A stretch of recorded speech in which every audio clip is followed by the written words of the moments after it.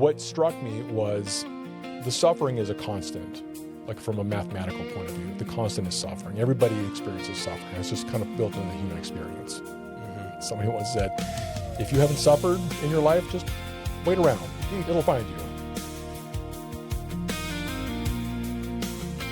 Today's episode comes to you straight from the Foundation Insurance Services podcast studio, your home for elevating voices, inspiring leaders, and building the community one conversation at a time. If you're enjoying the journey, we'd love for you to like, share, and subscribe to the channel. Your support helps these stories reach even higher. Today's guest is David Phillips, a writer, speaker, coach, and the author of Surfing the Invisible Wave. David has spent more than a decade walking alongside people who, from the outside, may look like they have it all together: the career, the family, the responsibilities, the normal-looking life. But inside are wrestling with drift, numbness, transition, and quiet question: is this really the life I'm meant to build? His work is about helping ordinary people craft extraordinary lives by paying attention to the invisible currents already shaping them, their beliefs, values, identity, purpose, habits, and the inner work most of us try to avoid. David lives here in Gilbert, Arizona with his son Julian, and today we're going to talk about meaning, midlife, reinvention, the courage to wake up, and what it actually looks like to stop drifting and start riding the wave on purpose. David, welcome to the podcast. I'm delighted to be here. I think I'm delighted to have you. We'll find out. I should have probably moved the tissues to this side of the room, but we'll see where this goes. It sounds like we're going to have cover a lot of ground. We might. We'll see where we go with this. I didn't want to go. I don't want to give your book away without it being out yet. But by the time this hits the streets, right, that should be really, really close, if not already on, because I think we're a few weeks away. So. Okay. So let me start off by this. Mm-hmm. Your work seems to speak to people who look fine on the outside, but is quietly drowning on the inside. When you say people are not necessarily broken, they're just out of position, what do you mean by that? I don't know that I believe that people are broken. They just may be chasing the wrong dream or moving in the direction that's not actually aligned with who they are. I think a lot of us were handed scripts when we were young about what success looks like. Yep. And then by the time we get to midlife, we start to figure out this is not really living up to the hype. Yeah. Or working the way that I thought it would. Yep. And so what I wanted to do was set out to offer a framework where people can go through and examine who they are, understand themselves better, understand relationships better, and then start to delve into things like, what do you believe? What are your values? What are your talents? What's your unique design? And then start to craft a life that is actually in alignment with who you are instead of who society told you should be. Well, I'll come back to that because I have a lot of questions in there. And today may be psychoanalyzing yawn, so we'll see where this goes. But before we get there, before Dave became a coach, before you went down this path where you are today, talk to me about what life was like for David growing up. Where are you from, and what did that look like? I'm Canadian by birth. I'm American now, but I was born in Canada. My parents still live in Saskatchewan. My sister lives in Manitoba. This is like the cold, flat part. So if you go to like North Dakota and go north, that was home. You go colder. Yeah, go colder. Turn it down even further. Yeah. Then a little house in the prairie, and you're getting close. But yeah, no, I grew up there, grew up in Saskatchewan, went to school in Winnipeg at the University of Manitoba for architecture. That was the lifelong dream. Since I was 9 years old, I thought that a family member had planted the seed. My aunt, Janet, had planted the seed when I was like 9 years old. She saw what I was doing at the kitchen table one time and said, wow, you should be an architect. And that was the seed that planted and eventually kind of flourished into it influenced the classes that I chose in high school and the schools that I chose to go to college, and then eventually my career in architectural project management when I finally moved down to the United States, and then got in the mid-90s, started working in architectural firms and cutting my teeth in actual practice. So, are there sports other than hockey in Canada? I'm not sure. I mean, Winnipeg Whalers, right? Is there anything else? I think it's the Winnipeg Jets. Oh, is it the Jets? Actually, for the hockey team. Who are the Whalers? I have no idea. That sounds like a New England thing. Anyways, Did you play sports? No, I did not. Say, did you play hockey? I did not play hockey. The things that I was always drawn to were individual sports, like Okay. You against the clock or you against kind of yourself, kind of thing. Rubik's Cube. I liked watching car racing and downhill skiing when I was a kid. It drove my sister crazy.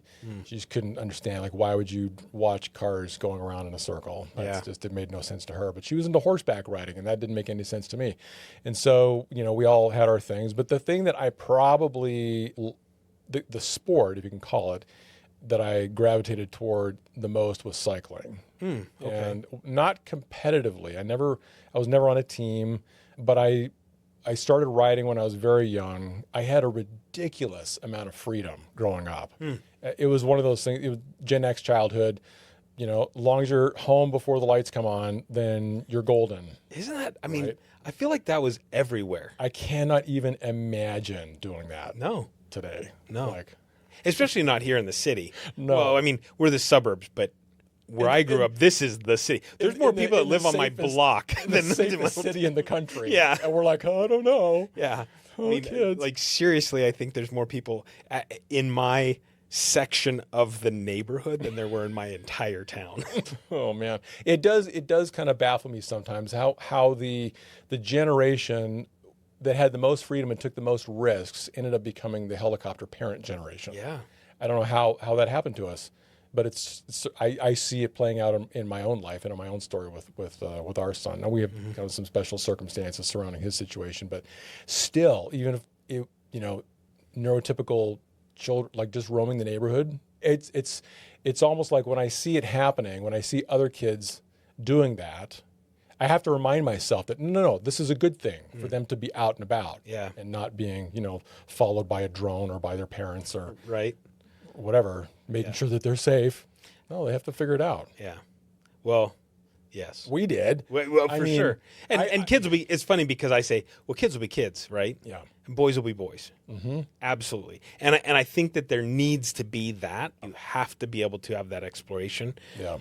But I feel like today's kids are like, there's a respect factor. Like, I knew that if I got caught, not just by my parents, but anybody's parents, I was in trouble. Yes. Also true.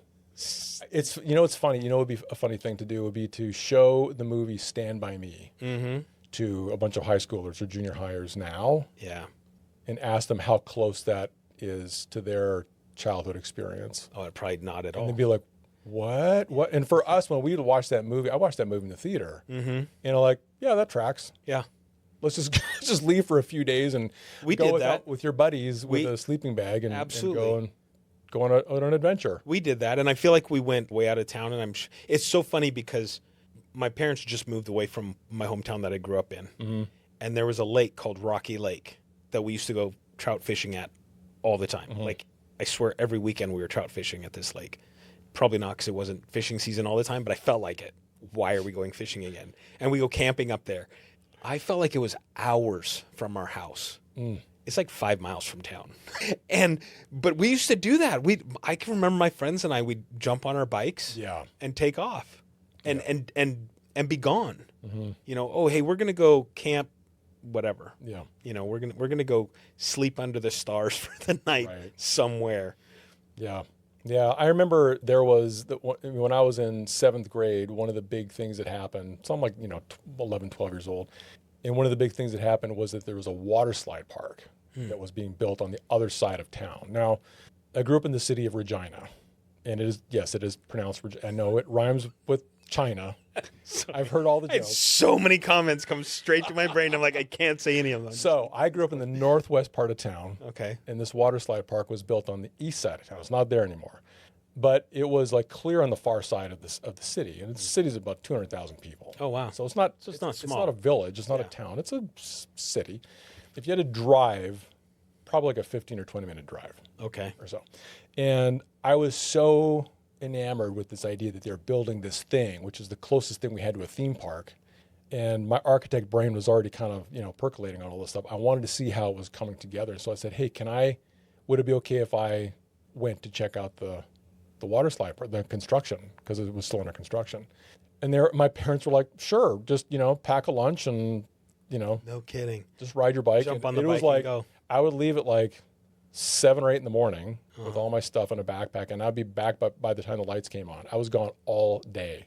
Isn't that crazy? And I remember doing it 3 weekends in a row. No cell phone, no cell phone, no pager, no nothing. no air tag. No air tag. I don't even think I had a spare tube for my bike. Like if I had, or I may have had a quarter for a payphone. Yeah. Maybe. Yeah. I don't know if I was that forward thinking back then. That's insane. But I had lunch. I packed my lunch, and I rode my bike all the way across town, and I would march my way. I don't remember if there were any construction fences around this thing. I do remember getting into the site and climbing up the hill. So when I ate my lunch, I was actually looking down at the construction site. No kidding. Well, yeah, it was like up at the very top of the park. How cool. And so, Such a cool memory. yeah, and I did this 3 weekends in a row, the 3 weeks leading up to the opening of the. So they're like almost done Yeah. with this thing. And I'm like, I'm just a curious kid who wants to go see. And my parents were like, yeah, sure, that's normal. How old were you about that? Like 11 or 12. No kidding. Isn't that crazy? When I was in kindergarten, we lived on Whidbey Island in Washington Oh, yeah, State. okay. And the elementary school was across town. Mm-hmm. I mean, not a big town. I was in Coopville, so it's tiny. But when I was 5 years old, we used to walk from home to the school. I'm guessing a mile, maybe 2, every morning to get to school. We didn't get on a bus. Yeah. Parents didn't take us.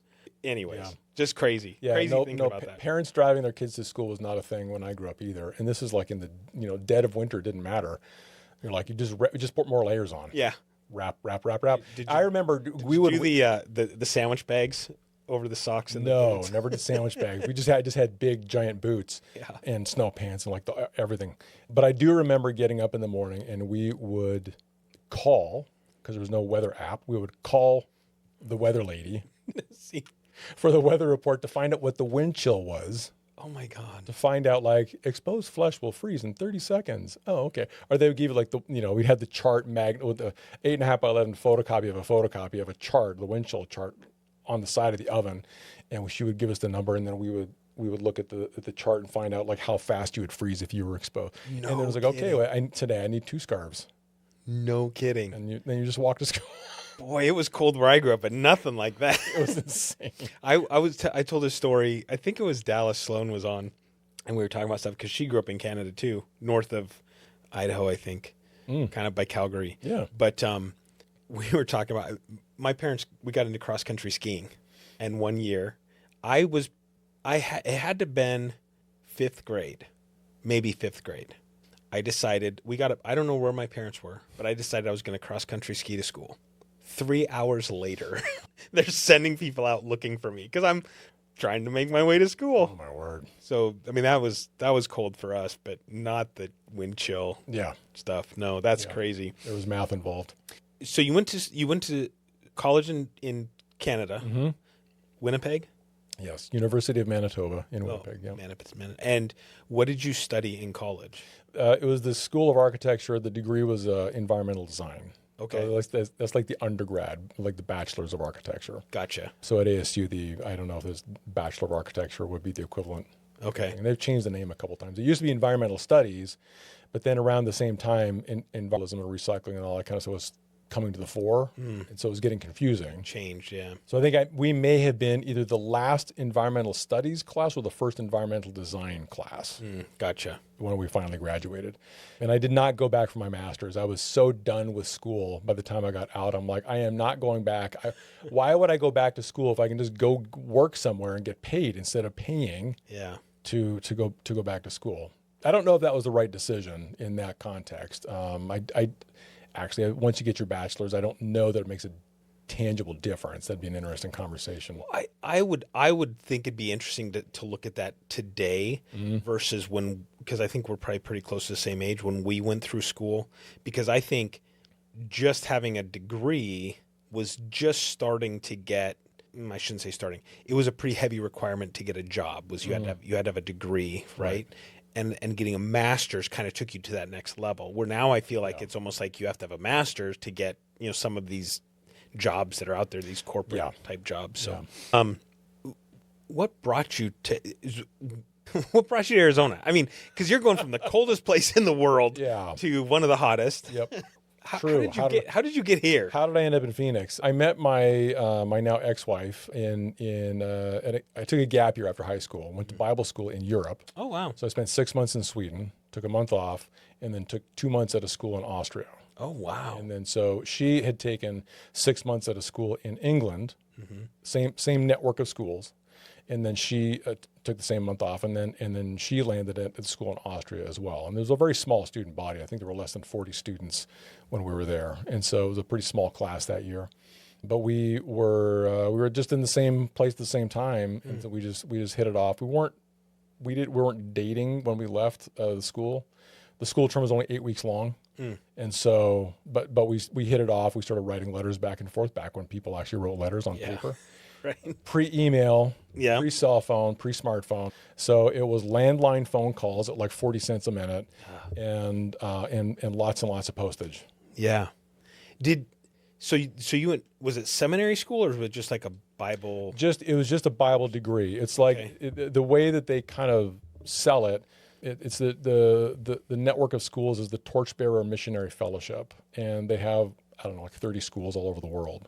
Okay. And it's like if you took a 4-year seminary degree and just took just the Bible classes out of that and concentrated that. Okay. And so I think it's a great way to spend a gap year if you're a person of faith, because it's going to help you solidify your knowledge of the Bible. That's really what it's for. And then the question that I was, this is a larger conversation, but the question that I went to Bible school to find answers to was, I'm very methodical, that project management, but the question what kept coming back was, well, how then shall we live? Okay, if I'm a person of faith, what does that mean in terms of how like, okay, so the Bible says be filled with the Spirit. What does that mean? What do you do? What are the actions? What are the things how are you supposed to fill up your minutes and your hours and your days? Okay. What are the things you're actually doing as a person of faith? Where most people in the faith space are very feelings oriented, and that has always driven me kind of crazy because it's not very actionable. It doesn't feel actionable to me, but that's the way your brain works. Yeah, I brain my way through life. I don't really heart my way through life. Makes sense. I'm learning. Yeah. But I'm still very much in my head and not very much yet in my heart or my gut. That's kind of a dance that I'm still learning. But it's funny because just recently I've come to the conclusion that the answer to that question is just yes. And it's not that I don't think it's taken me into my 50s to figure out like, oh, maybe this was just the question that God gave me as a thing to occupy me as a quest. This is the problem you're going to work on for the rest of your life. Yeah. Well, you're not going to go to school to find an actual answer, but this is the thing that you are going to wrestle with. Yeah. Yeah. I find it fascinating. And lately I feel like things have been coming up where more and more I see things like, if you ask God for patience, He's not going to give you patience. He's going to put you in situations to allow you to practice patience. Yes. Right? And I see that more and more, and it just rings so true in my brain where I think back on my life and I think about the things I've asked for and think, why did I do that to myself? Wow. Okay. I get it, type of thing. And I feel like I'm hearing you say kind of similar where it's it's like, you're like, I've got this question. Yeah. And he's not going to say, well, here's the answer. Right. But he's going to give you the opportunity to go seek. Go explore. And find it. Spend your life exploring this question. Right. It's a good way to live a life. Right. Right. And it's taken me like, half a century to go, oh, maybe, okay. So did you end up working in ministry at all? Or did you just go that came later. Okay. Kind of go back to your question, like how did I get to Arizona? Yeah. So Stacy and I, my ex-wife, we met, we, fell in love. We got engaged, got married while I was still in school. She moved to Winnipeg for a couple of years. We got married at Christmas and then drove to Winnipeg. Got married here in Arizona and then drove to Winnipeg. What was really funny was we got to the border and, I was all worried like, oh, they're going to think it's a marriage of convenience or whatever. That was one of the things that came up. But we had Was she American? Yes. Oh, okay. And so we had, she's born and raised here in Arizona. Oh, okay. And so we got to the border And we were already in the system because we had, filed all the applications and all kind of that. I'm definitely a rule follower in that way. So we were already in the system, but the lady at Canadian Immigration, like it was like 10 o'clock at night when we were on at the border. It's like 40 below. And She's like, just go. and she's like, this is obviously not a marriage of convenience. If she's coming here. If she's coming here, it's like, Either welcome. she's really stupid. Welcome. Yeah. You Well, go. and probably back then too, because I can remember in my late teens, early 20s, we used to go up to Canada because I grew up basically 40 miles south of the border. And we'd pull up a bunch of rowdy 19-year-olds. What are you here for? Going to see the uncle? Yeah. Okay, be safe. Come back a couple hours later. It's like, I think at that point it was, because you didn't A little have looser. passports for any, we never showed ID. It was just, what are you doing? Yeah, that's pretty funny. Yeah. So, No, so we lived there for a few years. I graduated, and then we decided the economy in Canada was so bad at that point that we decided let's immigrate to the U.S. and go back to Arizona because this is where the opportunities were. And so again, the application process, got my visa, got my green card, hit the border in like '94, and then been here ever since. okay, so I'm gonna. You didn't have a very straight line there, and you seem like a very methodically thought out straight line person. So you came to Arizona because your now ex-wife, but she was from Arizona, but she had moved to Winnipeg first, Yeah, and then you moved back down here. correct. Stops along the way. Well, no, we were in Winnipeg for 2 years for me to finish school, Okay. and then we moved She's down. like, it is brutally cold here. Yeah, and the prospects for work were not good.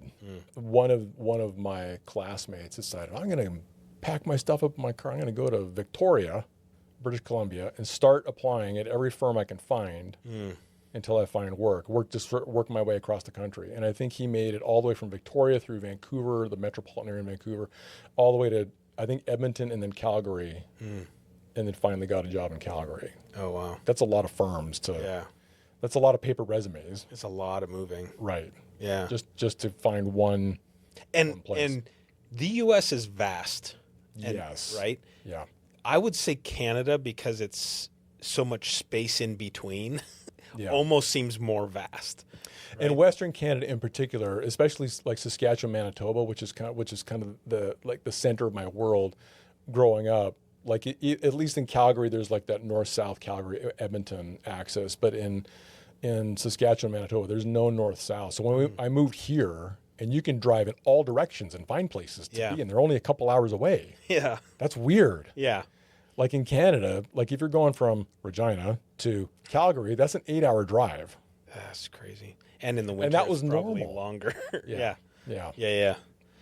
Talk to me about getting to Arizona. Did you get a job right away in engineering or architecture, excuse me? Or did you bounce around?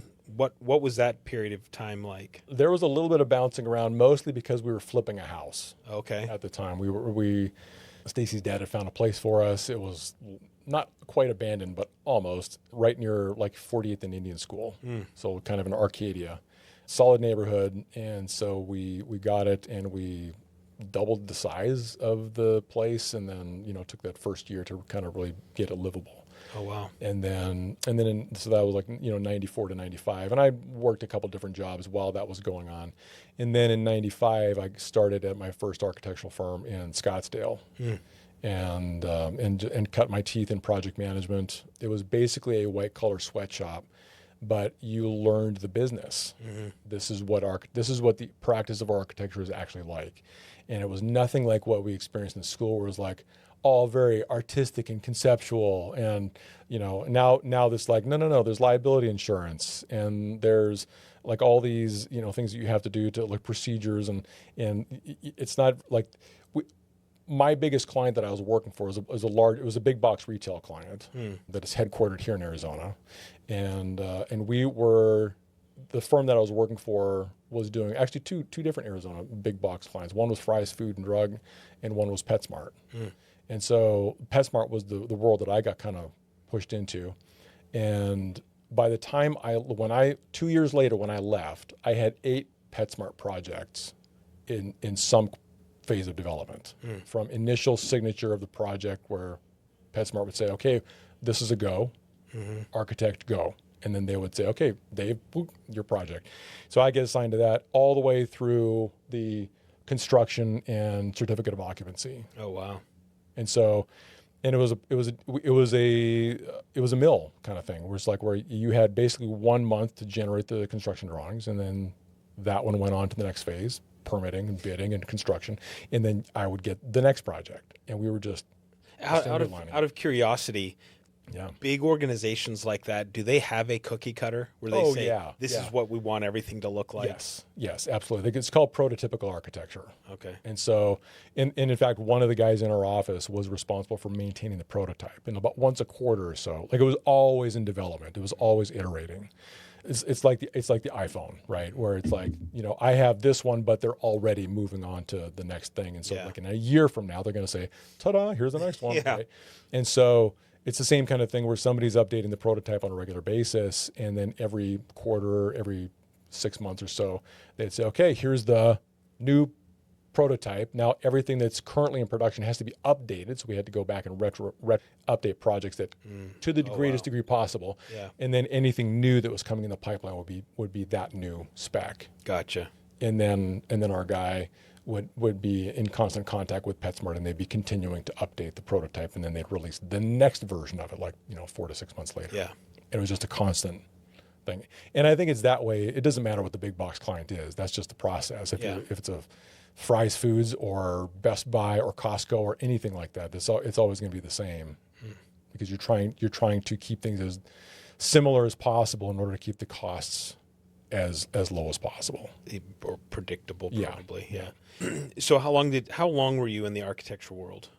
I was at that firm for 2 years. I was at another firm in Phoenix for another couple of years, and then played some. And then we decided to buy a bed and breakfast. We bought a bed and breakfast in Jerome and ran that for a couple of years. Oh, wow. We sold that to move to Colorado to get into. We both had opportunities to get into vocational ministry. Okay.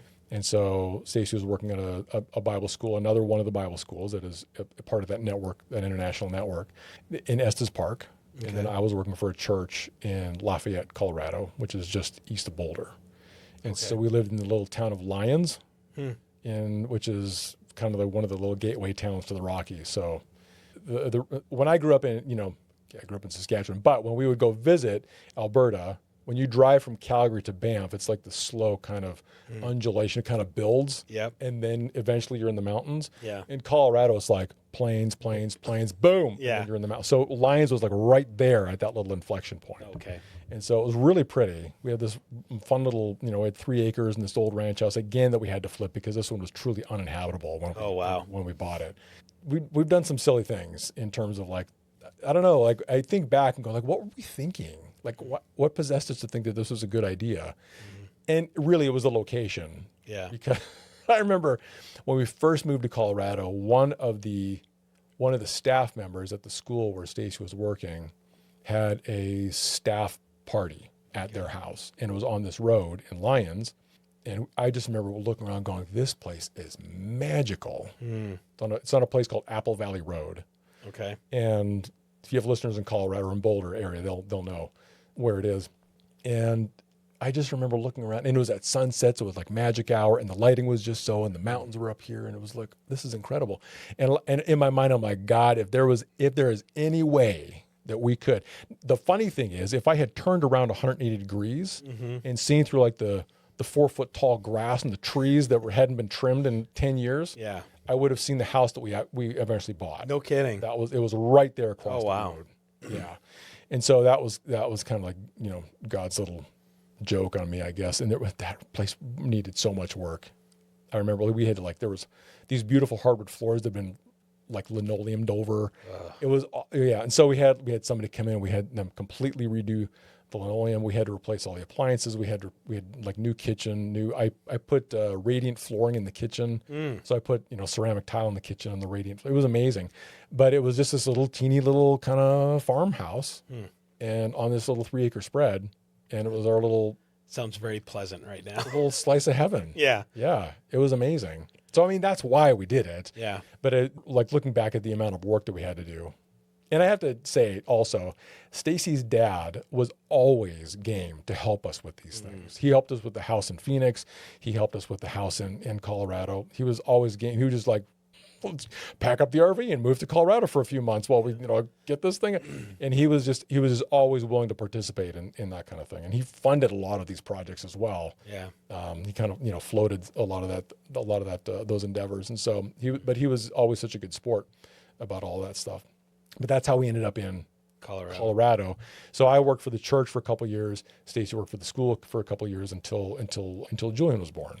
Was it a conscious decision to get out of architecture at that point and get into working in the ministry, or were you doing both? No, I was not doing both. I think I kind of burned out. It's funny because there's a version of that trajectory in the book where up front, the book is framed as a story where Seeker, the main character, meets Sage, the mentor, and they're getting to know each other. And so Seeker is telling Sage his story, and he's telling him his professional career and all the kind of the hopscotching that he did. And it's a version of my story. Okay. And so I got burned out on architecture up front and in those first two firms. It was just a lot of work. And it was one of those things where it's like, and this was just the beginning of this, but the unmet expectation of this is not what I thought it was going to be. Yeah. I'm going to go do something else. And so we went and ran a bed and breakfast. And then lo and behold, that was not what we thought it was going to be. Yeah. Let's go and get into ministry. And then lo and behold, that was not what you thought. That was not what we thought it was going to be. Yeah. And so when it was time to leave, it was definitely time to leave. And then, and then Julian was born. And then I basically went, well, I know of the things that I have done in the past, architecture is the one where I actually have some gifting and some talent and some history. So I'm going to go back and get involved in that again. So I found a firm in Longmont and went and worked for them for, 6 years. It was a while. Even after we moved back to Arizona, I worked remotely for Dave and Tom for at least a year. So it was like, 4 or 5 years that I worked for them. Talk about Julian a little bit, if you don't mind. Yeah. Because obviously he's got some special stuff that he needs. How did that impact the relationship with you and Stacy? How did he fit into the dynamic, if you don't mind sharing? Yeah. Well, he was born with some pretty serious health issues, like right off the bat. I mean, he was born and suddenly the doctors were like, well, he's got hypoplastic lungs, so he can't breathe. And he's got something going on in his abdomen. We're not really sure what that is. It's like this large mass. We don't know what's going on. This is in Estes Park. And so we're going to, this is like 3:00 in the morning he was born. And so they told us this and we're like, okay. And they're like, we've already called for medevac for Denver Children's. So they're coming to get him. So they came and got him. They brought him down to Children's. We followed. We made it down to Children's later that evening. And when we got there, he was in the NICU and he was surrounded by machines and probes and pipes and tubes and all kinds of things. We're like, what's going on? So the closest diagnosis that they had at the time was Potter's syndrome. It wasn't Potter's syndrome, but it was related to the kidneys. Potter's syndrome technically is a malformation of the kidneys from different congenital reasons. Children don't usually survive it.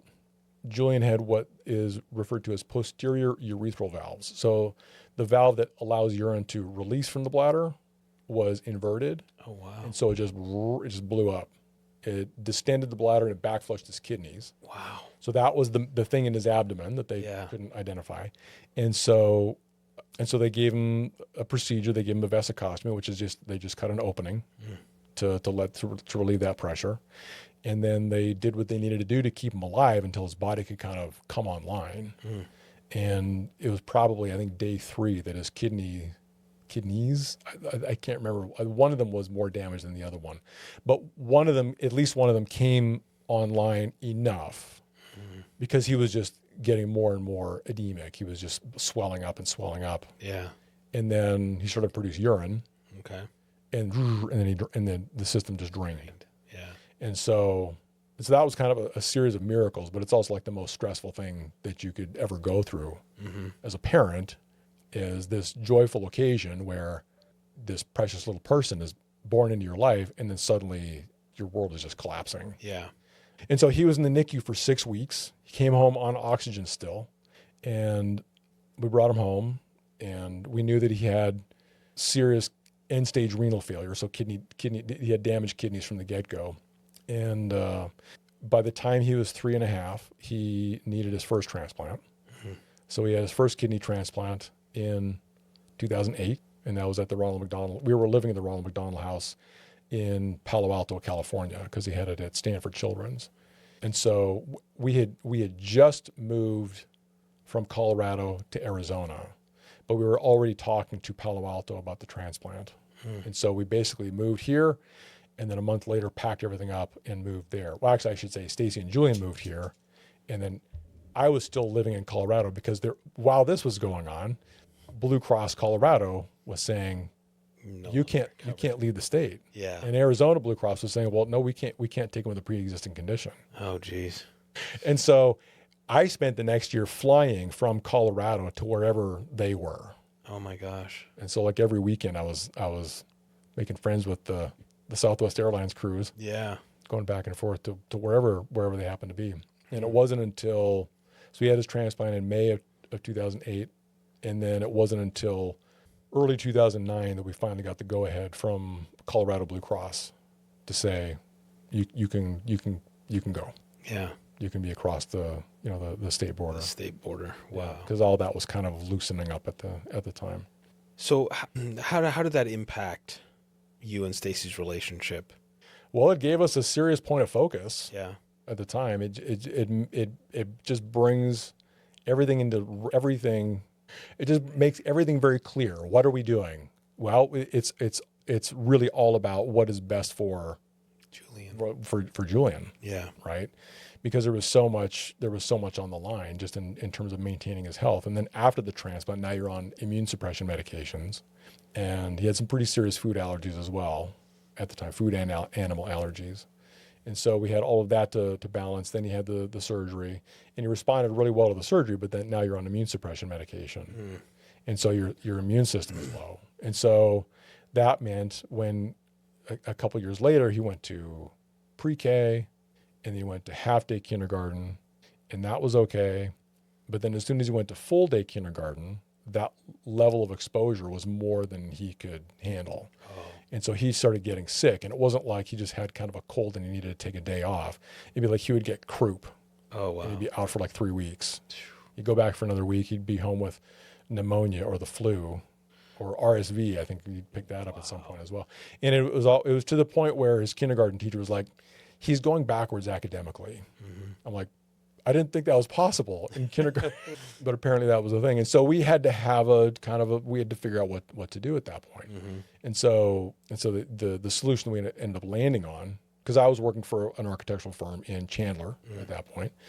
And so this is around 2012 that we decided, okay, well, we initially brought him home to be homeschooled. Stacy was building a coaching business. I was working in architecture. And plan A was that she would build her coaching business and do the homeschooling. And she had a very hard, she was great with the coaching piece. She had a very hard time getting her hands around the homeschooling thing. And so the discussion became, well, the coaching thing doesn't really have a ceiling income-wise. Project management has a definite ceiling project or income-wise. And so, and my project manager brain, I thought, well, I think I can get my hands around this. So we decided I would come home in 2012, and I would leave that chapter again and come home and be Julian's homeschooling guide. They call it, say guide. Don't call yourself a teacher. You're a homeschooling guide. Fair enough. And one of the things that I learned in that process, people would ask, how's homeschooling going? Well, I'm learning a lot. I don't know. Learning stuff I should have learned in some grade.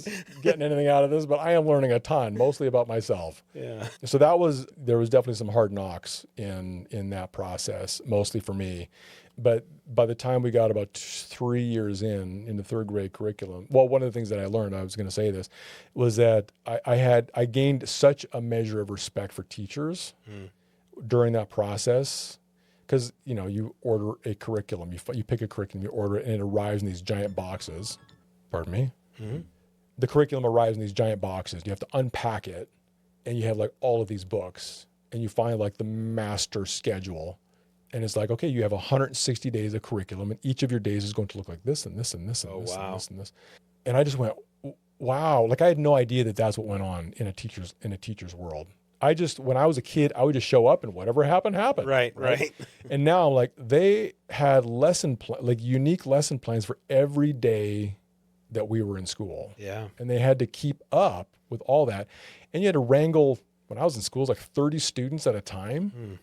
I understand now why some of the kids kind of fell through the cracks. Yeah. Like, if you didn't have support at home, you're in trouble. Yeah. Because the teachers just simply cannot shepherd everybody through all of that material. Yeah. It was just, I had a class of 1, and it was all I could do to try and keep us headed in the right direction.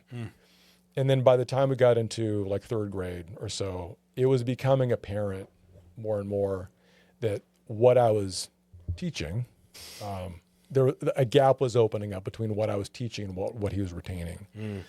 And so we kind of a convoluted process, but we ended up talking to his pediatrician because we thought, like, we'd heard about sensory processing disorder and, read some things and talked to some people. And we talked to his pediatrician. He says, well, the challenge with sensory processing disorder is it's not in the DSM, which means it's not something that an insurance company or a care provider can code for. Yeah. So unless you're going to pay for support out of pocket, which, now you're getting into specialized treatment, it's very expensive very quickly. And so she said, let's get him evaluated at Barrows at Phoenix Children's. So we got on the list, and something opened up. We didn't have to wait, it was like a 9-month waiting list just for a psych eval. I don't know if that's what it was called, but it's basically what it was. It was a psych eval for kids. And so we got him in, and it was like 5 days of 2 or 3 hours at a shot. Oh, wow. Of testing. And they came back with an autism diagnosis. And this was he was like 10 or 11 at this point. And so at that point, like, I had some, preconceived notions and expectations of what my son would be like. As a father, I think it's kind of natural to go, I want to, help my kid to grow up to be whatever, right? Yeah. And when he had the transplant, and then you start to see all the limitations that are imposed because of the medications and all the, you have to protect the abdomen. Like, they were like, no contact sports, like, ever. Yeah. Be careful with BMX bikes, because if you get a handlebar in the gut, that can be catastrophic. So we're like, what the heck? And so a lot of expectations had to kind of be pulled out of my hands at that point. And then when we got the autism diagnosis, it was like whatever was left of my expectation I had to let it go voluntarily. Otherwise, they're just going to rip my hands apart. Yeah. And so the upside of that is that we started to get support that was actually helpful through the local school district as well as through the state. And so we had teachers coming in who were qualified in special ed, and they would actually come to the house. And because he was immune suppressed, they actually did like a homebound program for him. So Higley Unified really came through for us in that way. And then we had, the different therapies through the school and through the state and different support in that way. So we actually got the support around him that I think was useful through the rest of his school career. So that was very helpful. In about 19 or so, I think that we started to notice, his appetite was going, his creatinine was going up, his kidney function was starting to go down a little bit. And then right around the beginning of 2020, it's just like his kidneys just went, okay, we're done. And they started to go down. And so he was hospitalized 3 times between January and June of 2020 for just wildly different things, all related to kidney function. So it was like stuff like blood pressure and electrolyte regulation and just like these crazy swings. Yeah. And then we finally got the notice from the doctors in Stanford, because we were going to do it again in California. And it was to the point where, like, we were planning on we had an appointment scheduled for, I think it was like July 16th or so of 2020. Bear in mind, there's a pandemic going on. Right. Well, I'm thinking this in my head. Yeah. So I'm like, that was just background noise. Yeah. Like during transplant 1.0, there was like the financial collapse and all that was going on. That was background noise for us. And during the second transplant, it was a pandemic and all, like, the world was shut down while we were there. And that was just background noise because we were focused on this. And so, but it was to the point, his health was to the point where like we talked to the doctors in California, and they're like, well, and we asked them toward the end of June, because he had just gotten out of the hospital for something else. And we asked them, do you think it's worthwhile? Is it serious enough that it would be in Julian's best interest to come and meet, because they only did clinicals on Thursdays, to come on the 9th instead of the 16th? And the doctor was like, yes. And we're like, oh, okay. And this was like on the 2nd of July. And so we're like, I guess we're packing. Yeah. So we had to pack up everything that we thought we might need for a relocation that we didn't know how long that was going to be. And so we basically drove from Phoenix to Los Angeles, stayed with some friends, and then we drove from Los Angeles to Palo Alto the next day. Wow. And then that was on the 8th, and then we checked in our and the 9th, we checked into the doctors. And the doctors actually called us on the 8th and said, hey, would you be open to us just admitting him when he gets, like, after his clinic visit? I'm like, yeah, I'm assuming that's what's going to happen. Because they're like, we think we need to start dialysis immediately, because they had been like looking at his records and all that. Yeah. And so that's what we did. We got him into the clinic, got him, it was like a 10 a.m. appointment, got him onto the examination table, and he just laid down and fell asleep. And so I had the appointment with the doctors, and they kind of poked and prodded. And then they said, okay, well, why don't you guys go get lunch and then go check in at the hospital, and they'll have a room for you at like 1 o'clock or something like that. And so that afternoon, they put the hemoport back in, and the next day he was on dialysis, and the turnaround is like so fast. The crazy thing was, and to me, this is another God wink, but transplant 1.0, from the day that we had the clinic visit to the day that he got his transplant was 40 days. Okay. Now we had a live donor, a friend volunteered to say, hey, if it's viable, I'm willing to do this. And it worked out. And we were able to do it. And at that point, he was 3.5 years old. And I was witnessing him like deteriorating as we approached the transplant. Because one of the things you have to do when you go for dialysis, you have to weigh in on the way in and on the way out. Because they're keeping track of how much fluid they've pulled off of the patient.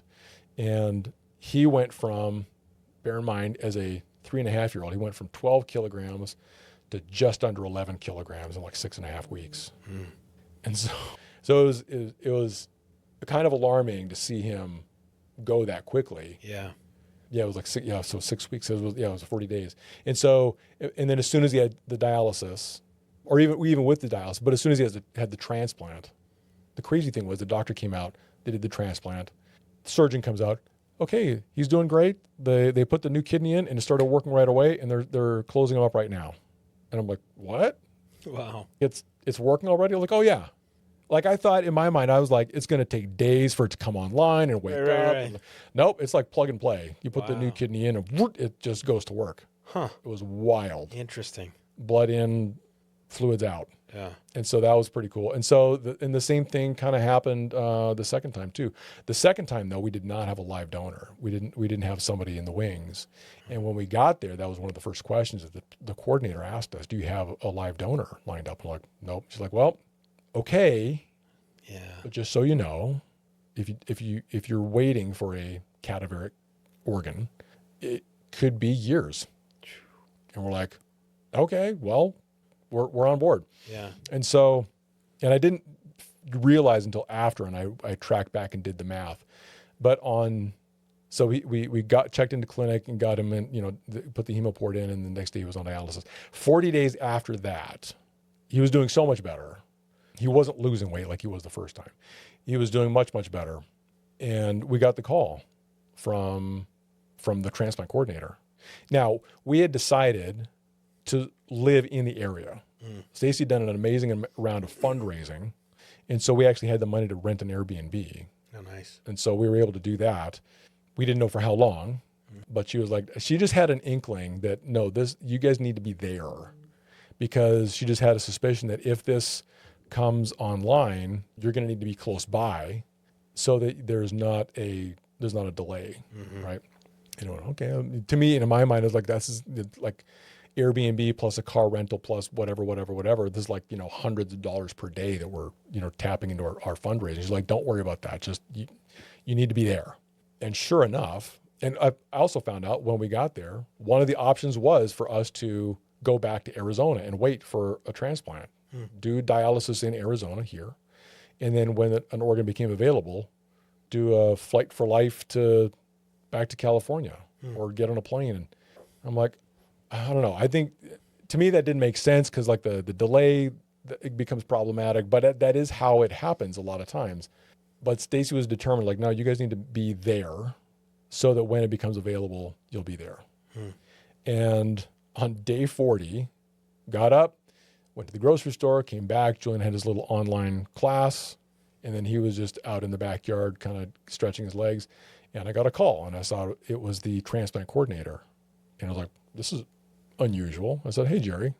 And she said, hey, Dad, how far away are you? Wasn't not like, how are you? How far away are you? Like, well, we're in Woodside, so it's like a 15-minute drive. She's like, perfect. We have a kidney. Oh, wow. I said, I will pack. Yeah. She's like, good. It was like 11 o'clock, 10:30 or 11 o'clock. She said, okay, the surgery's booked for 1 o'clock. Get here as fast as you can. Oh, wow. Amazing. And that's how it happened. Huh. That's incredible. And so what happened, so the crazy thing to me is like it was 40 days the first time and 40 days the second time. 40 days the first time kind of made sense because we had a live donor, somebody who was already on board and was jumping through the hoops and passed all the medical exams.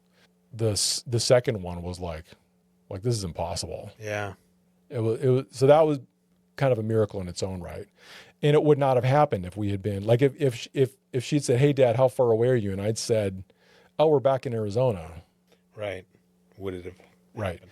And the reason that it became that it was emergent like that, I think that we had kind of bubbled our way back up to the top of the list because the organ was such that, well, I learned later from the surgeon that the organ was already out of the body, which is, I guess, unusual. They try and keep the body on life support for as long as they can. Gotcha. Before they harvest everything. And that was not the case this time. For whatever reason, the organ was harvested. And then they had, I guess my logistical brain is trying to figure out how in the world did we end up getting this? I mean, there was like, you have to line up like all the blood types and antigen testing, all the medical testing that has, so those things have to line up perfectly. But there are potentially thousands of people on that list. And probably dozens or hundreds of them probably match the criteria medically. And I think the only reason that I can think of that we bubbled our way up to the top of the list is because the organ was out of the body. It had a very real expiration date or time, not even a date. It was that day. And everybody else is too far away. That's incredible. And if we had been in Arizona, she would have said, yeah, sorry. That's incredible. That's incredible. Well, and 40 is a pretty profound number. Right. If you think of that, I mean, it is a very profound number. So let's shift a little bit because I want to talk about the book. Okay. When you, from my understanding, and I have not read the book yet, which I would love to say that I've read the book and I could talk from knowledge on this. I can't. It's just really kind of research. But with regards to quietly drowning, is that something that you feel like you were experiencing, and so the book is coming from personal experience? Yeah. Okay. Yeah. Talk to me about the invisible wave. What does that mean? It's a metaphor, obviously, but to me it's the current of your life, of your existence, which is either propelling you forward or pulling you under, depending on how you approach it. Okay. And so this book is designed to help people to navigate that approach. Okay. Because I think a lot of people are drifting in their own lives, and especially midlife, you get to a point where you're like, I'm not really sure where I'm going anymore. Again, like we touched on this earlier, but like all the things that I thought were going to be fulfilling, not so much. Yeah. I'm feeling burned out at work. My relationships are kind of tenuous. I think I might be screwing up my kids. Well, and I think you can't help but, I'm throwing words in your mouth, and I apologize, but I feel like you said things that were important or seemed to be important aren't as important anymore. Yeah. And I feel like that is, I remember going through my situation years ago, and growing up, we didn't have a lot. So for me, it was always, I'm going to be able to give my kids more than my parents ever gave to me. And that was a monetary thought process, right? Now looking back, and my kids are grown, but looking back, I feel like my parents gave me a very strong home, not necessarily a lot of stuff. I didn't have all the video games and all the cool stuff and, whatever.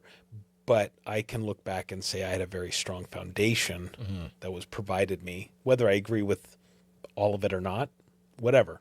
But my focus was always, I'll say, the monetary. Yeah. Right? It's my job to provide as the man of the family. That's my job. So I'm going to go do that. And not that the family comes second, because in my mind, what I'm doing is for the family. Right. So I'm putting the family first by doing what I'm doing. But then you get to a point where it's like you're standing there out in front, and I'm using that proverbially. Is that the right word? Proverbially? Anyways, can't say the word. But you get to that point, and all of a sudden you stand and you look around and you're like, I don't like what I am. Right.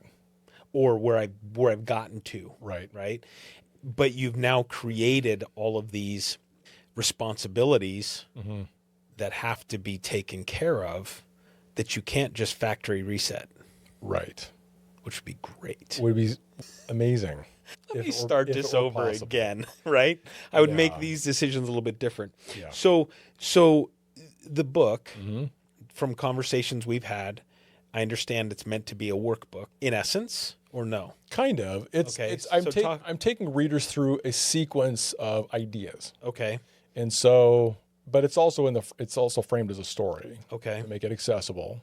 So a lot of the lessons are delivered in the form of a dialogue between two people, and sometimes some other third parties get involved as well. Sorry about that. Sure. And so, but I recognize that there are, like, certain things have to be discussed before other ideas are kind of introduced. And kind of an example of that is, a lot of people in the personal development space they'll ask you, well, what do you really want for your future? What do you really want? And it doesn't take into account the idea that it is possible to want wrong things. Sure. Right? Or things that that don't honor your commitments to your family. Things that maybe don't honor your commitment even to yourself. Yeah. And so one of the things that I wanted to make sure that was discussed was the idea of examining beliefs. Like, what do I believe?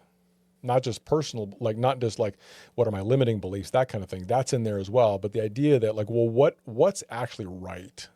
And so the framework is the beliefs kind of set the boundaries, and your values are kind of fill in inside the things that you love, fill in inside the boundaries. But then when a value conflicts with the belief, then one of those things has to take priority. So if you kind of go through some examples in the course that I'm constructing right now, but like, if you value family but you also value independent adventure, how do you decide which one of those Takes front seat? Right. Yeah. And so you have to make some decisions about what you decide is most important in your life, and then let those be the framework. And if some of the things that you love or are drawn toward don't fall within the boundaries of your beliefs or your credo, which is a set of examined beliefs that you are saying, you are deciding this is what I believe, then you have to go, okay, I love that thing, but I can't do that. I have to leave that outside the boundary for the time being, because my credo just doesn't make a allowance for that right now. Like, one of the examples that I just recorded, I'm in the process also of developing an online course that's going to complement the book as well. And it's not framed as a story, it's just the lesson. So each lesson is just like one little idea. But I give the example of, since I was a kid, I have always loved motorcycles. Like, since I was like 8 or 9 years old, I remember having a giant poster of like a Honda Nighthawk on my bedroom wall. And somehow when I was 12, I convinced my parents to let me take the Safety Council motorcycle training course, which is the course you would take when you're trying to get your license. Okay. Right? I'm 12. I'm not getting my license, but somehow I convinced them, and they somehow convinced the course people that this was a good idea. And so I went and took this motorcycle safety course, and I've been in love with motorcycles ever since. And then I got married. And it wasn't so much the danger factors, it was just extraneous, like it's just kind of a lower priority. But then you have a kid who is like utterly dependent. Yeah. And now the safety factor is a factor. And now in the situation I'm in right now, where my special needs adult son lives with me full time, that's just not an option. Yeah. Because it's not like I'm getting it because it's an economical transportation solution. You're getting a motorbike for a reason. Right. And it's not necessarily just to go get groceries and only, get 50 miles the gallon. Yeah. Yeah. Right. So talk to me about how the book came to be, and what was going on in your life that got you into this mind frame. I think my earliest notes on the book were more about how can I help someone understand how to extract themselves from anxiety and depression. That was the original kind of genesis of the book. And it had a different title at the time. Instead of Surfing the Invisible Wave, I think the title was Wrestling the Invisible Monster. And it was just about how do you... Could have a series. That has also dawned on me as well. It's that could be the next book in the series. Well, it'd be interesting to see kind of where the heat map kind of lights up in the book. Because I go through, every chapter is a different topic. Okay. And some of the chapters could be books on their own. And so it'll be interesting to see kind of where if I can start to get feedback loops set up, where are people really resonating with material. So, but the depression and anxiety recovery piece was a big deal because I thought I had some insight once I finally came out of it. Once I finally came out of it, I thought, if I can figure out how to share this with people, I'll bet there's people who could use this. Yeah. And then it evolved from there because for whatever reason, the idea of, I don't know if it was just because of the water or if surfing was a part of it from the beginning, but it quickly developed to the point where, like, okay, if I can get somebody's head above water, that's good, but they're still drifting. How do I get somebody now so that they don't just end up sinking back down and they're not drifting toward the rocks? How do we go somewhere? Because I think that's there's a central theme in the book, and I touch on it early on, this idea of meaning, right? What constitutes a meaningful life? And the conversation that takes place in the book around the kitchen table is, and he draws, Sage draws these equations on the chalkboard, and this is inspired, and I talk about Chip Conley in the book. Chip Conley wrote a book called Emotional Equations. And the one that really resonated for me says, and I kind of turned it around for the sake of the book, but in Chip Conley's book, it's despair equals suffering minus meaning. Okay. And so the equation that I put in the book is suffering minus meaning equals despair. So I just kind of flip it around. And then I said, and the corollary is suffering plus meaning equals passion. Okay. And that's where we get like the passion of the Christ. Yeah. Right. His suffering was meaningful. So that's why it's called the passion. And what struck me was the suffering is a constant, like from a mathematical point of view. The constant is suffering. Everybody experiences suffering. That's just kind of built into the human experience. Somebody once said, if you haven't suffered in your life, just wait around. Yeah. It'll find you. Yeah. Right. And then, but the outcome of each equation it could hardly be more different. Suffering on both sides, constant in both equations, but one produces despair and the other one produces passion. And so, like, which life would you rather have? And so the equation becomes, the variable in the equation is meaning. So if I have meaning, I get passion, but if I don't have meaning, then I get despair. So the question becomes then, okay, where does meaning come from? How do I get that? Yeah. So that's what the book is about.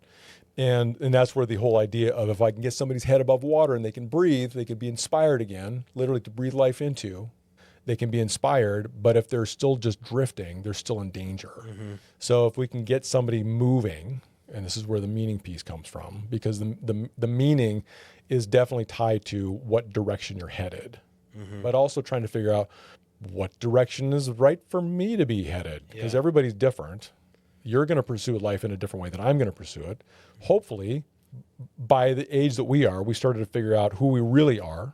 This process of kind of excavating who you really are, like these things that are they're coming back for you that were buried for a long time. And I think that's not an uncommon thing for people. I think a lot of times that we go back to childhood and just getting in touch with who we sense we're actually made to be, and then getting in touch with that.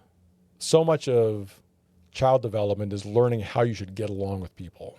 Now, getting along is important because you have to learn how to be in relationship and be in connection and accommodate and adapt, and it's like a dance.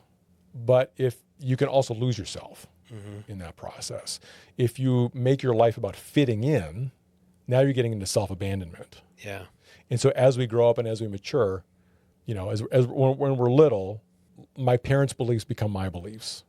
But as I grow into an adult, it's incumbent upon me to take responsibility for my beliefs and examine them and see if they're really mine. Yeah. If they're really true, if they really, I use the word veracity in the book, if they're veracious, if they are these beliefs true beyond my subjective experience.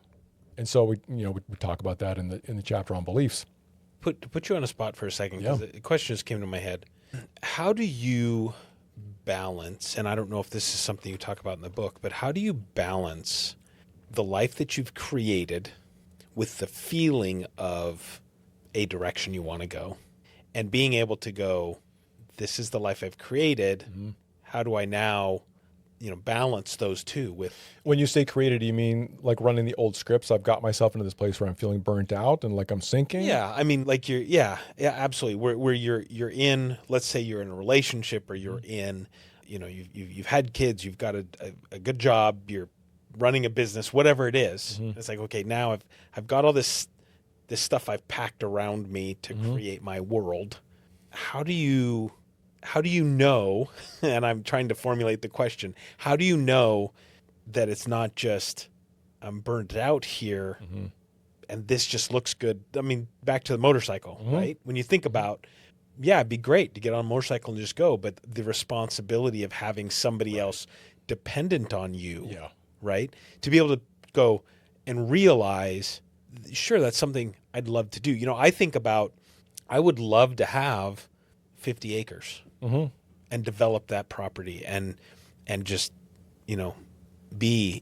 have my garden and my dogs. And, I realize now at this point in my life, that's probably irrational thinking, although it's something that I would love to do, have my shop and have all this woodworking stuff. And I don't know if my question's coming clear, because I'm kind of walking in a circle, but how do you figure out, okay, this is not a bad thing, the stuff that I've packed around me, right? This looks shiny and glittery and wonderful. Yeah. Right? I don't think it's an immediate overhaul. I think there's a couple of things are kind of coming into my mind here. In the introduction, the dedication, I say this, if you've ever looked at your life and wondered, is this all there is? And you've wanted to go and leave it all behind and go find yourself, but the circumstances of your life prevent you from doing so, this book is for you, because you can be a proxy to the character in this book who does that. He cashes in his 401k, buys an adventure motorcycle, and goes on a trip to go find himself on the back roads of America. So every time I say, I would love to just get a little cabin on the top of a mountain and disappear with no electronics. I need to read the book. Well, I think so there's a principle that kind of comes up in what's the guy's name? Michael Gerber, the book The E-Myth Revisited. This is where I first encountered this idea. If you're an entrepreneur, a business owner, an operator, there's a difference between working in your business and working on your business. Yeah. Right? Yep. And so if you run a bakery, you're going to spend a lot of time making pies and croissants and bread. But if that's all you're doing, you're probably going to get burned out because you're just in the trenches all the time. Yeah. Right? You have to set aside time to work on your business, where you're like, okay, where are we are we expanding? Are we Are we changing the menu? Or am I hiring? What am I doing? Am I content with just this one location, or is this the chain that I want to see go across America? Like what? So you have to start getting into that creative space where you're working on the business instead of just kind of in the business. And I think the same is true in our lives as well. I think we have to set aside time for reflection, especially if we're in a season where we're going, something needs to change, because this is not working the way that I was thinking it was going to work out. Yeah. I need to do some introspection. So you have to set aside time to work on your life, not just in your life. Because if you're just in the trenches in your life and you never get away, I think that's one of the reasons why things like vacations and recreation are so important, because it gets you out of the trenches. It gets you away. It gets you a little bit of distance from all the stuff that you're in all the time. And it gives your brain time to process something different. But then you also need to go, okay, is my life going the direction that I really want it to go? And if it's not, what do I need to do? And I think in the same way in a business, you wouldn't just go in that bakery, the hypothetical bakery business, you wouldn't just go, well, we need to stop baking everything and just start making hamburgers instead. We're going to completely change the business model. Right. Or let's be a fabric store now instead of, we're not going to get out of food altogether. So we're not making like massive changes. And I think the same is true in life as well. Especially the more people that are dependent on you, the more it has to come in the form of course corrections. Yeah. If you're just a solo operator, if you're single and you live in a van down by the river, you can pretty much, pull up stakes and go to the next town, right? And you have that luxury. But if you have a spouse, kids, employees, friends, a social circle, community, civic involvement, if you have things that you're involved in, you can't just pull up stakes and disappear. You can't just ghost your life. You could, but you might show up on the news. Yeah. I don't recommend it. No, yeah. Why do you think so many people who hit, we'll say their 30s, 40s, 50s, or later, why do you think this is such a common reality? Because, you hear people talk about midlife crisis all the time, right?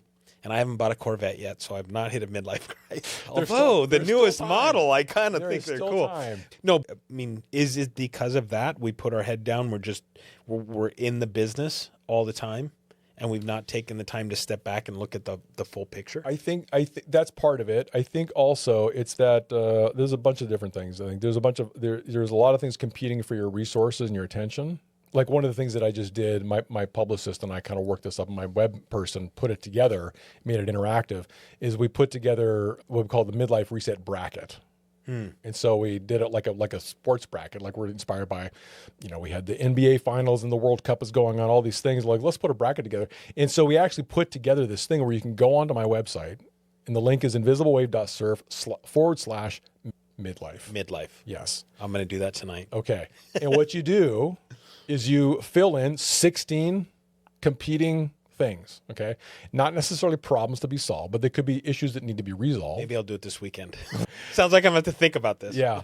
Just things that are anything that is competing for your attention. And it could even be dreams that you've kind of put on the back shelf for a season. And then it's mostly for fun, but also for some illumination. But even just articulating those 16 things can be an exercise going, okay, these are the things that are competing for my attention and my energy. And now the fun part begins where we start doing the head-to-head thing and going, okay, which one's going to survive? We're going to narrow 16 down to 8 and then 8 down to 4. And then each time we do a round, we do a head-to-head. We ask questions like, is this borrowing from my life or is this building my life? Is this borrowing from my future or building my future? And if you're married, you could say, is this borrowing from our future or is this building our future? Right? Because you've got other people involved now. It's not just you, it's you and your partner.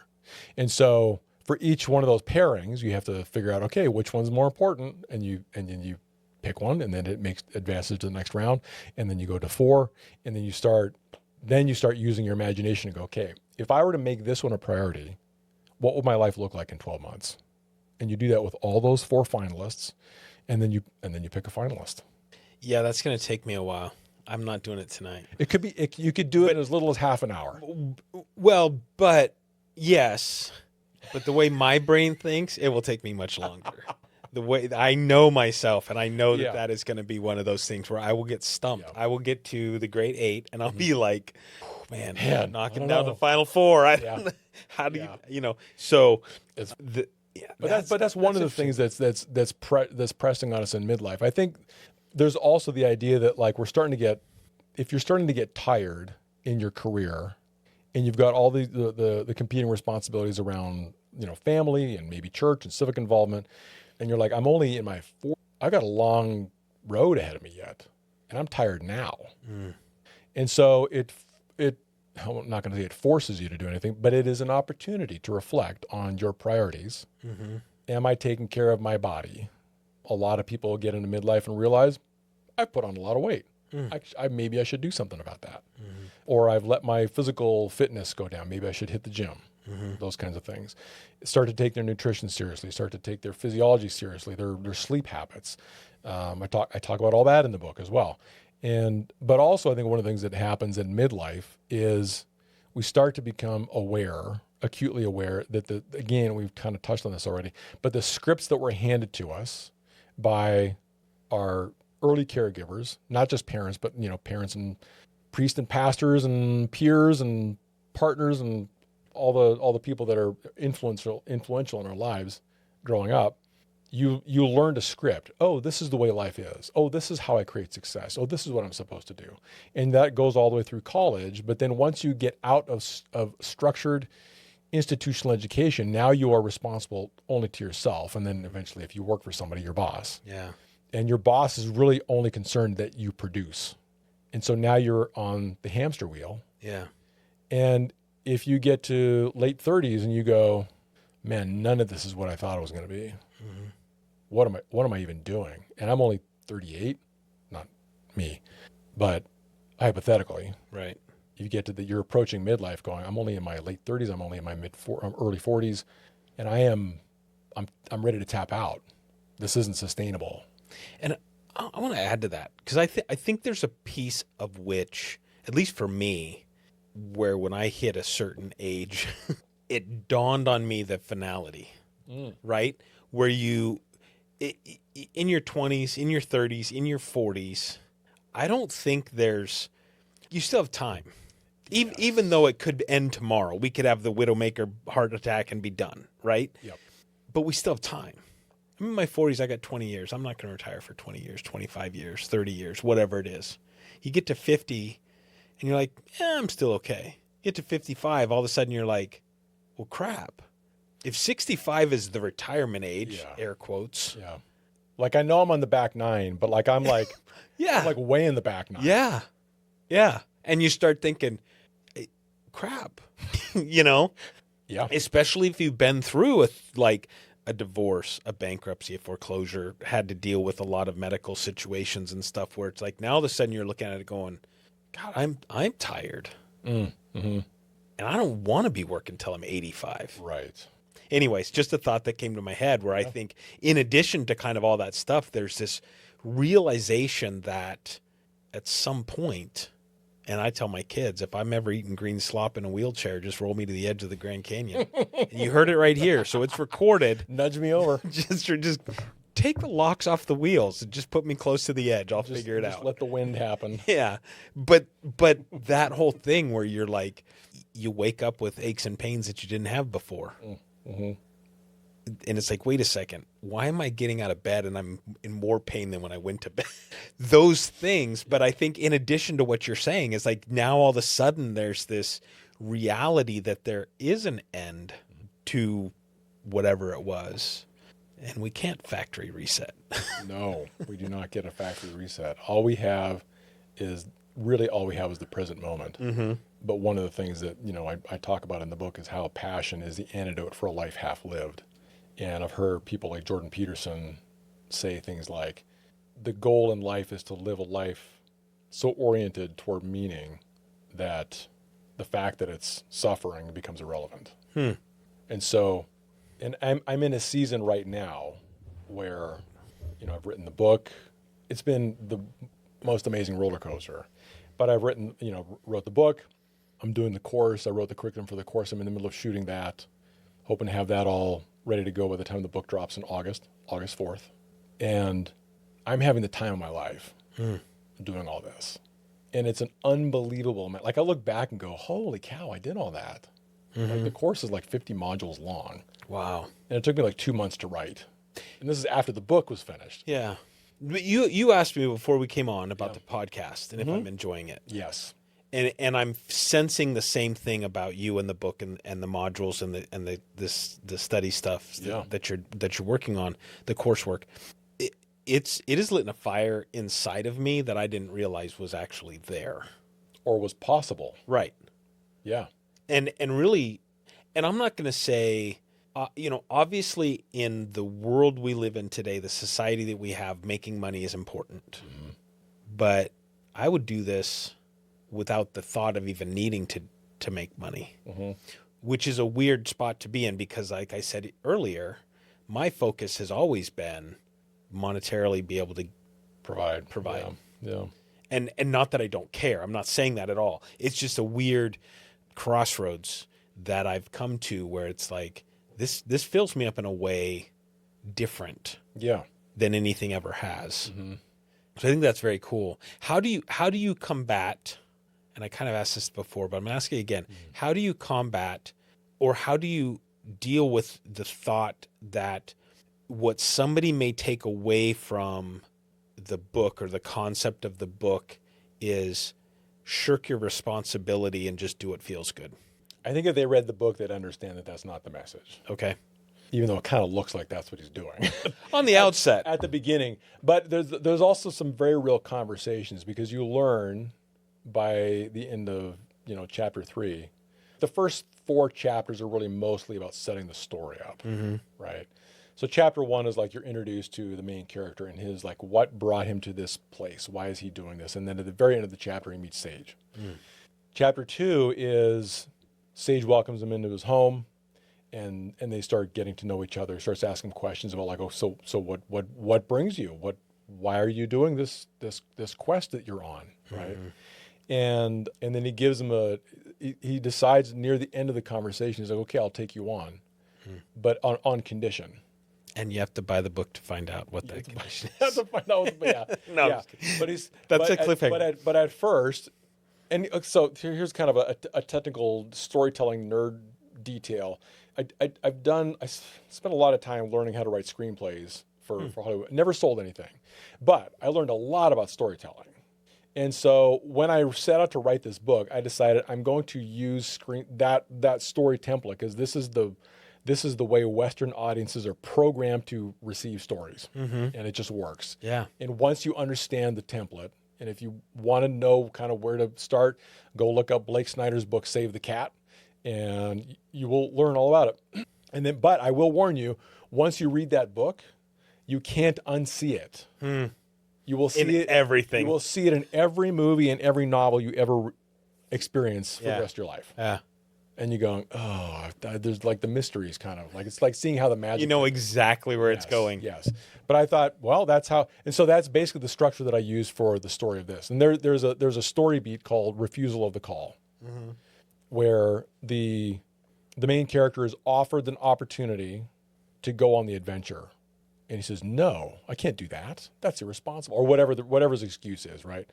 So think of Luke Skywalker. Luke, come. I can't. My aunt and uncle. I have to go. I have to go work the water vapor farm or whatever. Yeah, whatever it was. Yeah. Doing, right. Yeah. And it's not until Aunt and Uncle Owen are eliminated that. Now, but think about it. He could have said, you know what? This is a decent piece of real estate here. There's some potential here. I could stay and run this evaporator farm now. Obi-Wan, you go do your mission thing. I'm going to stay here. All that resistance stuff, you go do that. I'm just going to stay here on the evaporator farm and harvest vapor from the desert air for the rest of my life. Because there's absolutely there's thrilling in there's that. equity here, and I probably they just died.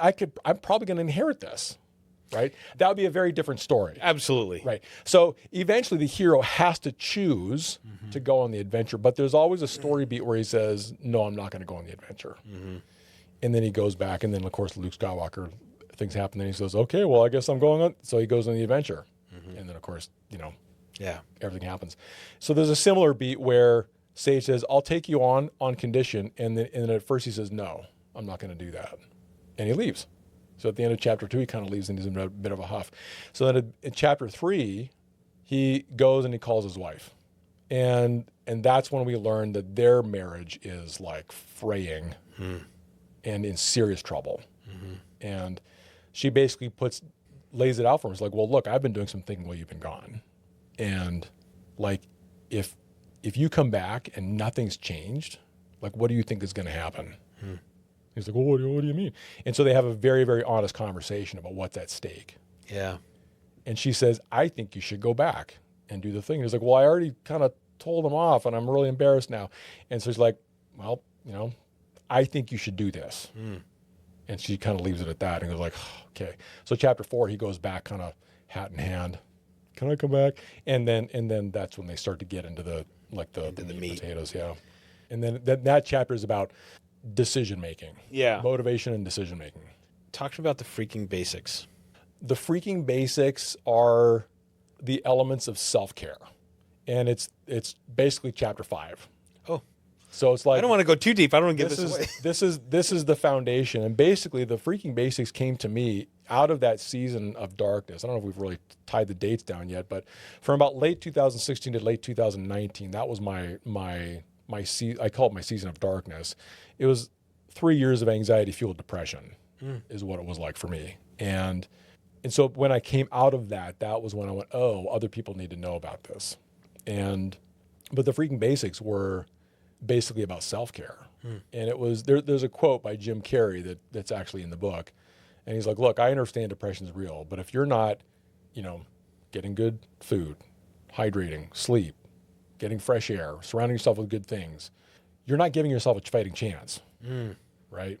And so I was in a pretty poor state back then, and Stacy, who saw me slipping away but did not know what to do, but she was able to come and at least challenge me, going, well, are you at least eating right? Are you getting enough water? Are you getting enough sleep? Are you moving your body? Are you still doing the things that you actually enjoy doing, like physically? Do you need to go for a bike ride? And so she put that in front of me, and that was really helpful. And then the one that I added to that for the rest of our relationship, that was we called it the TFBs, the freaking basics. And that's kind of a baseline. If you're feeling down, before you start spiraling out into an existential crisis, just check in with yourself. Did I get enough sleep last night?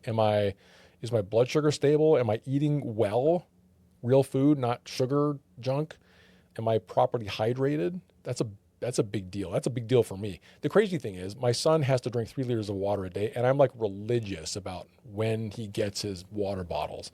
And I will not apply that to myself. Like, I'm just whenever it's empty, I guess I'll refill it. It's crazy. I've an iced tea sitting here and obviously a drink, but there's times I get to the end of the day and I'm like, did I drink water today? I know I've had coffee. Yeah. I know I've had tea. I'm pretty religious about the coffee. Drank water? Yeah. And so there's a quote, there's another Jordan Peterson quote in the book.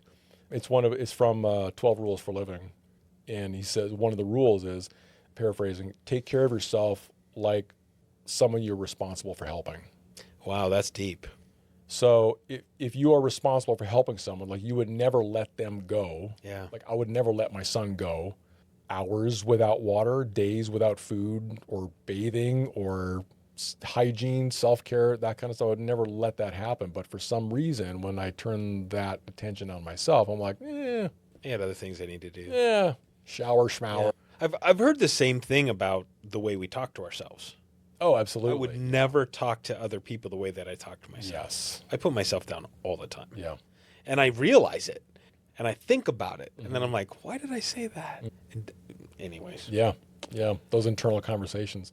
But the freaking basics are basically laying the foundation for how you care for yourself, because everything is built on that. Mm-hmm. You're going to be, the better care you take care of yourself, the more powerfully positioned you'll be to do everything else that's in the book. Yeah.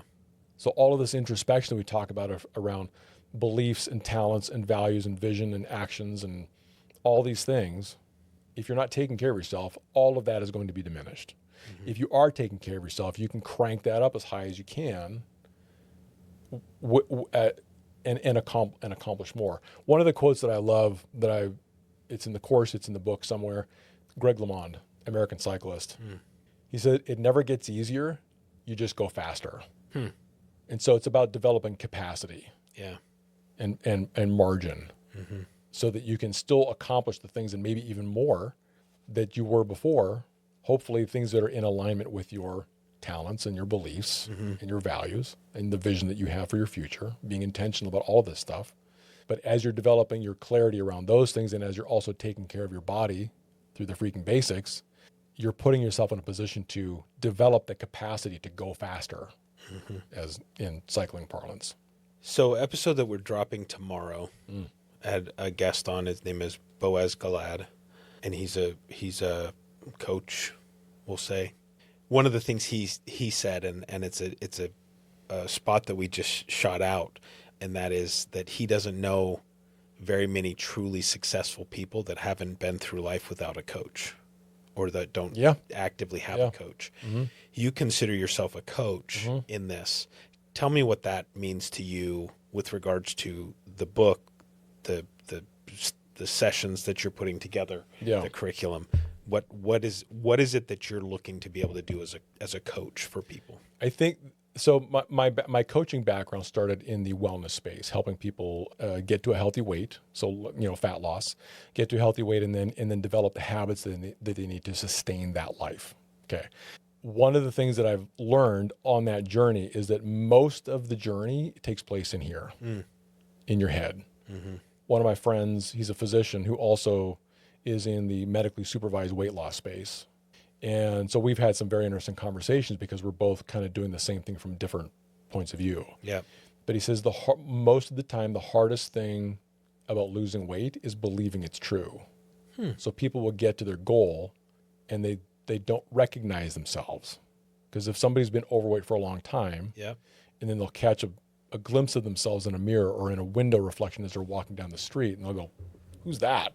Yeah. And they don't, and there's something in their subconscious going, "No, we got to fix this. This is not what we're used to." And you'll start to sabotage yourself to try and because your ego, your conditioned mind, is trying to get you to go back to that old space. Interesting. And if you're not intentional about, no, we're maintaining course, we're going this direction, and we just have to continue on this path long enough so that this becomes this new trajectory. Once we have enough track record, enough history along this trajectory, now our conditioned mind will defend that instead of the old identity. Mm-hmm. And so there's identity is involved in a lot of this. Much of what I do in this and in the coaching that I'm embarking on through the course, and then I'm still piecing it together. I don't know if there's going to be one-on-one coaching or group coaching. There's going to be some kind of community element added at some point. But a lot of what I think that I am able to help people with is developing clarity around what they should be doing with their life. And that's why I wrote the book, because I wanted to help people to understand how to create meaning. Yeah. Meaning in our lives is not bestowed, or it doesn't kind of fall out of the heavens on us. It's something that we're responsible to cultivate and create on our own. And a lot of that is just our mindset going, okay, I'm going to take responsibility to do this thing. Mm-hmm. But a lot of that has to do with alignment. If I want to be, I don't know, the first illustration that comes to my mind is like a short person who wants to be an NBA player. But like for me, let's say let's pretend I love horses and I want to be a jockey. Mm-hmm. Well, I'm 6'3" and I weigh 200 pounds. Right. That's not going to happen. In what world is maybe a very big horse world? So I'd be out of alignment with my nature, and you can't fight your nature. It just doesn't make sense. And so a lot of what I'm doing is helping people to shine light. I call a lot of what I do a process of illumination, shining light into people's dark areas and to figure out what's actually there. Gotcha. Whether it's, talking about your talents, talking about your natural inclinations, how to develop those talents into strengths that you can deploy in the service of other people, and then getting clear on things like, what's the vision that you want for your life, understanding the architecture of goals, goal setting, the different kinds of goals, and what how they work and how they serve your future. Mm-hmm. And then the practice of actually getting into action and then maintaining that practice. And then ultimately how to actively pursue your life while also developing the capacity to be content with the life that you are actually living, and holding both of those at the same time. And so I think the illumination and the clarity thing, that's the primarily how I see that I help people. How would you define or what makes somebody coachable? A growth mindset, I would say. Okay. Going back to like Carol Dweck's book, Mindset, where she talks about the difference between a growth mindset and a fixed mindset. Mm-hmm. Fixed mindset is where you're like, well, this is just the way it is. I am who I am. Mm-hmm.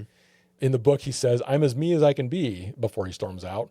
And he realizes, oh, no, I'm just, and then Sage kind of playfully he says, I'm I'm not suggesting that you abandon who you are right now, because he misunderstands. He says, you want me to become someone else? What are you talking about? No, I don't. I want you to view it as like an expansion. You're developing yourself. You're expanding into more of who you already are. Recognizing that who you are today is the soil and sometimes the fertilizer, or the seed and sometimes the fertilizer for what we can become. Somebody working through all of that and going through the book and going through this journey with you, I will say, it seems to me you're working towards having a good life. What is the most dangerous thing about having a good life? Probably comfort. I think there's a tendency, I talk about comfort zones in there, and I define comfort zone as the collection, our collection of unconscious competencies. So the things that we've learned to be able to do that don't require much new thought.